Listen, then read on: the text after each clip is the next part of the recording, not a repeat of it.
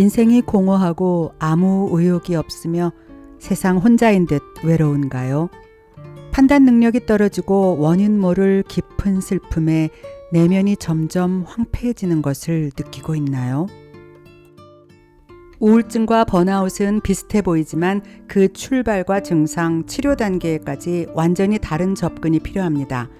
이 영상에서는 그 두 가지를 구별할 수 있는 방법을 제시합니다. 그리고 스스로 문제의 원인을 찾고 거기에서 벗어날 수 있는 가장 빠른 방법을 알려드릴 것입니다. 많은 사람들은 자신이 평소에 자주 하는 말들이 자기 스스로에게 어떤 부정적인 영향을 주는지 알지 못합니다. 어떤 문장과 단어가 당신을 우울의 그림자로 밀어넣는지 이제부터 알려드릴게요. 이 중요한 것을 알게 되면 생각이 완전히 바뀌게 되는 경험을 할 수 있을 것입니다. 여기는 책과 이야기가 있는 돌다리 동네 책방입니다. 정신적으로 괜찮지 않은 당신을 위해 함께 읽어볼 책. 오늘은 클라우스 베른하르트 지음 어느 날 갑자기 무기력이 찾아왔다를 골라봤습니다. 당신이 지금 슬픔과 좌절을 느끼는 것은 우울증 때문이 아니다. 우울증은 비슷한 증상의 환자들을 하나로 묶은 뒤 모두에게 똑같은 약을 나눠주기 위해 만들어낸 하나의 명칭일 뿐이다.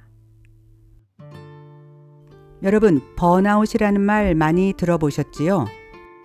이 번아웃은 우울증과 같은 정신적 상태를 말하는 것일까요? 아니면 그 둘은 전혀 다른 것일까요? 피로감, 무관심, 집중력 저하, 의욕 상실 이런 증상은 전형적인 번아웃 증상입니다. 그런데 우울증 환자도 이와 똑같은 증상을 보입니다. 그렇다면 많은 사람들이 이야기하듯 번아웃은 우울증의 좀 더 세련된 이름일까요? 저자는 이에 대해 전혀 그렇지 않다고 단호히 이야기합니다. 그리고 무엇보다 이 둘을 똑같이 치료하는 일을 당장 그만둬야 한다고 주장합니다. 진짜 원인은 여전히 남겨둔 채 증상만을 치료하는 약물로는 증상을 해결할 수 없다. 그것은 마치 집에 불이 났는데 시끄럽다고 화재 경보기만 끄고 집은 계속 타게 놔두는 것과 마찬가지이기 때문이다. 이 책에서 저자는 우울증과 번아웃에 대해 각기 다른 접근을 하고 있습니다.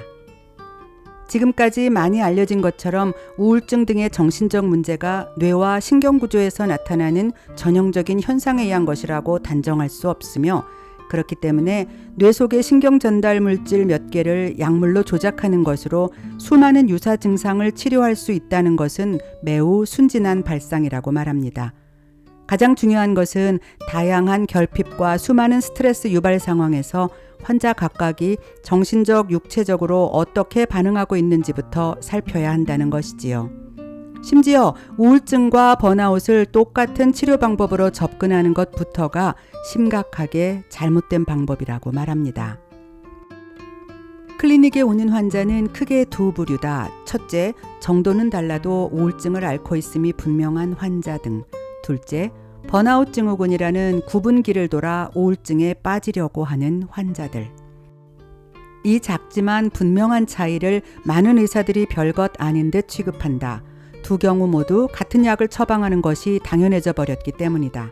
하지만 나는 이 차이 안에 환자의 빠른 치유를 위한 아주 중요한 열쇠 하나가 숨어 있다고 생각한다. 처음부터 우울증에 걸린 사람은 번아웃에서 시작한 사람과 기본적으로 완전히 다른 사고 습관을 가지고 있습니다. 여기 두 종류의 질문 리스트에 답하면서 우울증과 번아웃의 가장 기본적인 구별을 해보겠습니다. 이 질문은 당신이 우울증에 취약한 계산된 비관주의자인지 번아웃 증상을 겪게 되는 완벽주의자인지를 알게 해줄 것입니다. 정신적 충격을 부른 경험을 하나 혹은 여러 번 겪어서 지금까지도 괴로운가? 성장 배경과 지금까지의 인생 경험 때문에 매번 지나치게 신중하고 비판적인가? 국가, 정부, 의학, 언론, 기업 혹은 특정 계층에 건전한 불신을 갖는 경향이 있는가? 또다시 실망하지 않으려고 어떤 일이든 조심하고 미리 대비하는 경향이 있는가? 이 질문에 최소 3가지 이상 그렇다라고 답했다면 당신은 계산된 비관주의자일 가능성이 크다고 할 수 있습니다. 계산된 비관주의자일 경우 과부하가 걸린 몸과 마음에 외로움까지 더해지면 쉽게 우울증에 걸리게 됩니다. 반면 번아웃 경향이 있는 사람은 대개 완벽주의 성향이 강하게 나타납니다. 이 말은 이들이 계산된 비관주의자들과 많은 면에서 다르게 생각한다는 뜻입니다. 다음 질문을 통해 당신의 현재 상황을 알아볼까요? 가족의 행복이 많은 부분 당신에게 달려있다고 느끼는가?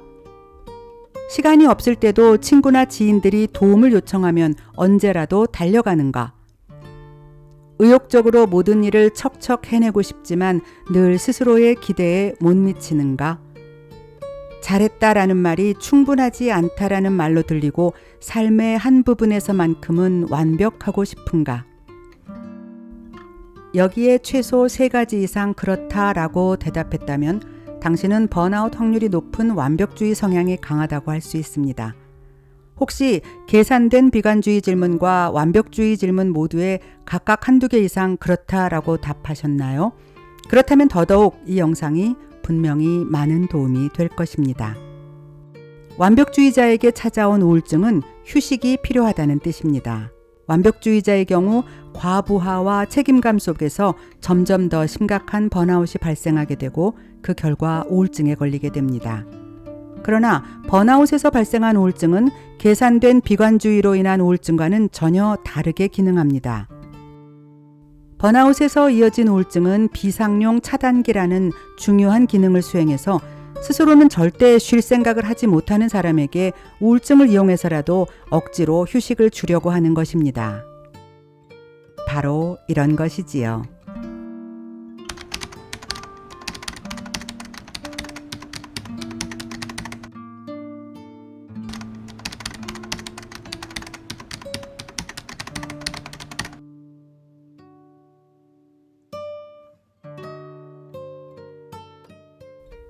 번아웃으로 인한 우울증은 약물로 치료해야 하는 질환이 결코 아닙니다. 이를 치료하기 위해서는 우리가 당연하게 생각했던 몇 가지의 오류를 알아차리고 없애는 것이 중요합니다. 번아웃은 워라밸을 맞추는 것만으로는 간단히 해결되지 않습니다. 진짜 문제는 부족한 여가 혹은 취미 활동이 아닙니다. 진짜 문제는 그런 활동을 하면서도 그곳에서 진짜 휴식을 느끼지 못한다는 데 있습니다. 그런 활동을 하는 동안 다른 일들을 하지 못한다는 사실에 무의식적으로 끊임없이 죄책감을 느끼기 때문입니다. 그러므로 워라밸을 맞추기 전에 사고 과정에 효과적인 전환이 선행되어야 합니다. 저자는 이 책 전반을 통해 우울증과 번아웃을 설명하고 이를 치료하고 벗어나는 과정으로 여러 가지 제안을 하고 있습니다. 운동, 식단, 사용하는 약물에 대한 점검 등 전문적인 의사로서 다각도의 조언을 합니다. 그러나 저는 이중 우울증과 초기 구분되는 번아웃에 대한 심리적 치료 방법에 매우 관심이 갔습니다. 그래서 이 영상에서는 주로 번아웃의 자가치료와 관련한 심리적 트레이닝 방법들에 대해 함께 살펴보려고 합니다. 자세한 나머지 내용에 대해 궁금하신 분들은 이 책을 정독해 보시면 좋을 것 같습니다. 많은 사람들은 자신이 평소에 자주 하는 말들이 자기 스스로에게 어떤 부정적인 영향을 주는지에 대해 생각하지 못하고 살아갑니다. 얼핏 전혀 해로울 것 같지 않아 보이는 단어들이 우리에게 얼마나 위협적인 문제가 되는지, 그동안 한결같이 과소평가되어 왔던 익숙한 단어와 문장들을 통해서 한번 생각해 보겠습니다. 오늘 나 다 너무 힘들어. 이 말 속에는 다라는 말로 일반화된 잘못된 주제가 기본이 되고 있습니다. 일반화를 보여주는 다른 전형적인 단어인 절대, 항상, 꼭 등의 말처럼 이런 종류의 단어는 말하는 사람의 생각을 고정시켜버립니다. 이 사람은 정말 오늘 하루의 모든 시간이 힘들었고 모든 일이 힘들었던 것일까요? 하루 24시간 내내 움직이고 생각했던 모든 일들의 순간순간이 정말 모두 다 힘들었던 것이었을까요? 이 사람이 오늘 나 다 너무 힘들어 라는 말을 통해 의식적으로 자기 자신을 속이려고 하지는 않았겠지만 맞는 생각은 분명 아닙니다. 하지만 이 사람은 분명 이런 구체적인 분석을 하기도 전에 온몸에 힘이 빠지고 모든 것이 갑자기 너무 힘들게 느껴졌을 것입니다. 이런 일반화 대신 좀 더 구체적인 대안 문장을 만들어 본다면 이때 느끼는 압박감과 무게가 훨씬 덜해질 수 있습니다. 예컨대 오늘 그 회의는 힘들다. 그 전화 때문에 괴로웠다. 하루 종일 일하느라 너무 힘들었는데 집에 먹을 것이 없어서 장까지 봐야 한다. 이런 식으로 상황을 구체화시킨다면 실제 오늘 하루가 다 너무 힘들다고 말했을 때보다 의외로 힘든 시간과 무게는 크지 않다는 것을 깨달을 수 있게 되고 훨씬 가벼워진 느낌을 가질 수 있을 것입니다. 그저 구체적인 그 5분에서 40분가량의 힘들었던 시간이 있었을 뿐이지요. 요즘은 정말 되는 일이 하나도 없어. 왜 나한테는 이렇게 힘든 일만 생기는 거지? 이런 문장도 알고 보면 스스로를 더 힘들게 하는 잘못된 일반화입니다. 요즘 들어 뭔가가 잘못되었던 것은 있었던 일 중에서 일부의 사건이고 당신에게 생겼던 일 중에 몇몇 일들이 유난히 힘들었을 뿐 결코 힘든 일만 생긴 것은 아니었을 겁니다. 이와 관련된 내용으로 저자는 믿음 문장의 오류를 지적합니다. 믿음 문장이란 사람들이 당연하다고 여겨서 평소에 머릿속에서 늘 가지고 있는 것들을 적절한 검증 없이 그냥 나열하는 것입니다. 현재 직장에서 숨막힐 듯한 스트레스를 받으며 괴로움이 극에 달한 사람이 이직을 권유하는 상담자에게 이렇게 말합니다. 스스로는 당연하다고 생각한 이 사람의 믿음 문장을 들으면서 사실 그 사람이 직면한 실체가 하소연한 내용과 일치하는 것만은 아니라는 것을 같이 한번 알아볼까요? 이직하기에는 나는 너무 나이가 많아요.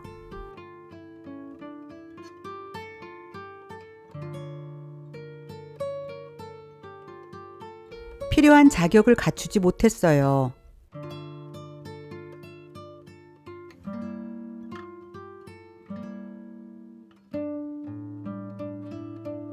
다른 곳에서는 지금만큼 벌지 못해요.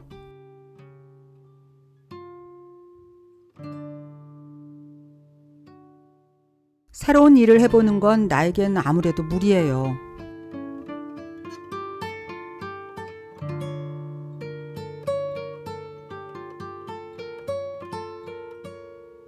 다른 곳도 다 마찬가지예요.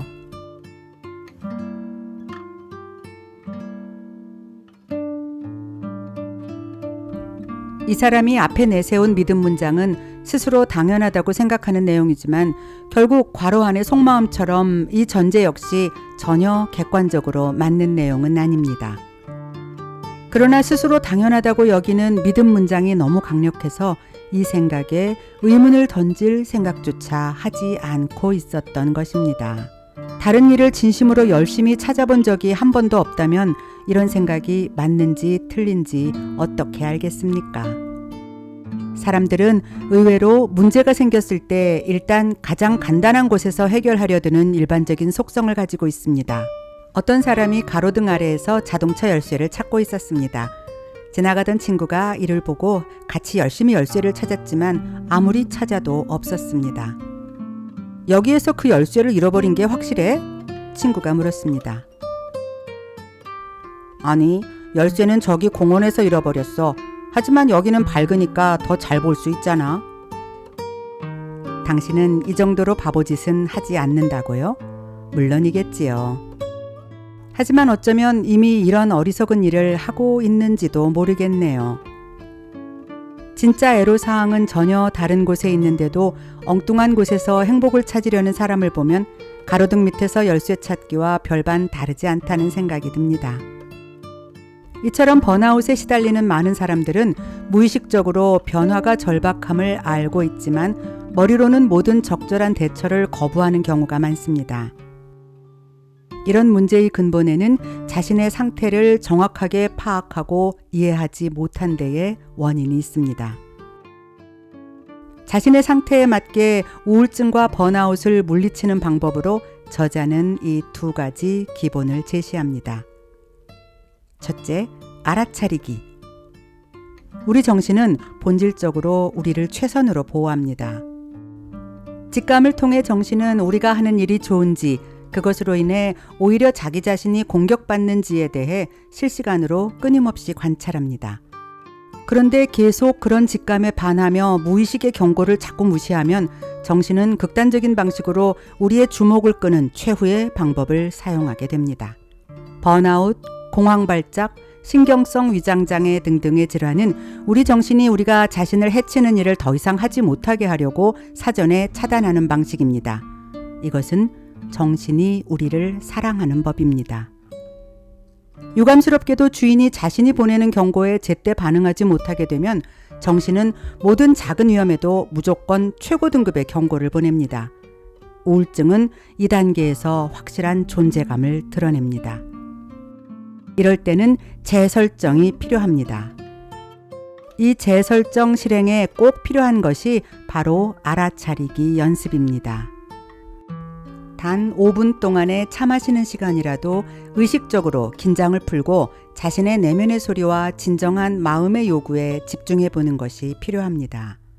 테이크아웃 커피잔을 들고 빠른 걸음으로 어딘가로 향하거나 책상 위에 커피가 식는 줄도 모르고 일 속에 빠져 있는 것 말고 한 잔을 다 마시는 그 몇 분 동안만이라도 다른 일에서 벗어나서 스스로 내면의 고요를 느끼는 것입니다. 일상 속에서 이런 시간을 종종 가진다면 당신의 뇌는 리셋될 기회가 많아집니다.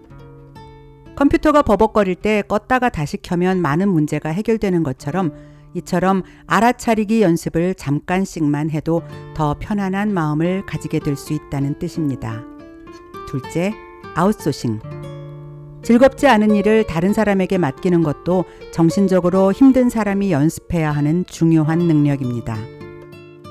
여기서도 앞에 말한 잘못된 믿음 문장의 오류를 극복할 필요가 있습니다. 이 일은 딱히 맡길 만한 사람이 없어. 다른 사람에게 일을 부탁하는 건 더 성가시고 신경 쓰이는 일이야. 차라리 내가 하고 말지. 이런 잘못된 믿음 문장에서 벗어나기 위해서는 자신이 당연하다고 믿는 이 문장들을 좀 더 객관적으로 세심히 분석해 보아야 합니다. 그리고 나면 자신이 그동안 잘못된 믿음 문장으로 인해 더 많은 기회를 놓치고 스스로를 더 힘들게 몰아붙였다는 사실을 깨닫게 될 것입니다. 물론 우울증과 번아웃은 쉽게 극복 가능한 문제가 아닙니다. 섣불리 자가진단과 자가치료로만 문제를 해결하려 하는 것은 상황을 더 악화시킬 수도 있습니다. 그러나 스스로의 감정이 어떤 식으로 진행해 왔으며 현재 어떤 문제에 직면해 있는지를 분석하고 판단할 수 있다면 문제에서 벗어나는 지름길을 찾을 수 있을 것이고 혹여 전문가의 도움을 받아야 하는 상황이라 해도 전반적인 자기 분석을 토대로 스스로를 파악한다면 좀 더 심도 깊은 진단과 처방에 가까워질 수 있을 것입니다.